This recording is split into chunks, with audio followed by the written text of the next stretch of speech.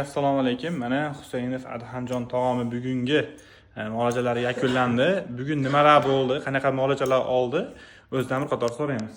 Adhamjon tog'a, bugun kun nimadan boshlandi? Bugungi kunimiz ertalabki sayohatdan boshlandi. 6, 7 ushlab turamiz. Chiqaramiz birgalikda. Yana bir marta. Sayohatga bordik. Hamma joyni aylanib, mashqlarni bajarib keldik. Nafas olish mashqlari. Hamma yoq yaxshi. Ertalab bunday sayohatdan kelib, nonushta qildik, ko'rlarni oldik. Yana nafas olish mashqlari bor ekan. Tashqarida shuni qildik. Dam olinglar. Dam oldik bitta.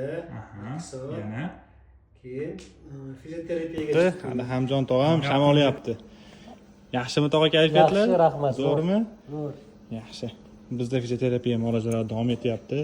Shamdan tashqari tog'amga banka, undan tashqari maxsus massajlar nima qilinadi. Bizda bu tomonimizda maxsus trenajyorlar bor. Bemor o'zi yotadi, o'zi maxsus mashg'ulotlarni o'zi qildiradi. Shu hamma ko'rkaladi. Nega chiqdik?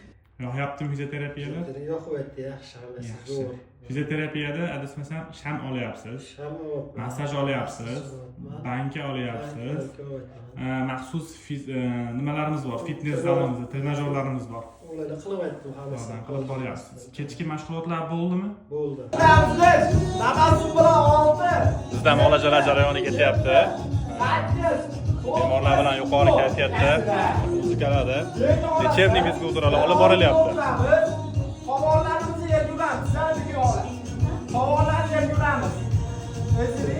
Sonya nechta bo'ldi? Bugun. Ertalab 80 ta bo'ldi. Ertalab shunaqada. Xo'p, onlayn dasturdagi kunlar nima bo'lyapti? Onlayn kechagi birinchi kun deganlaringizni ko'rdim, hammasini.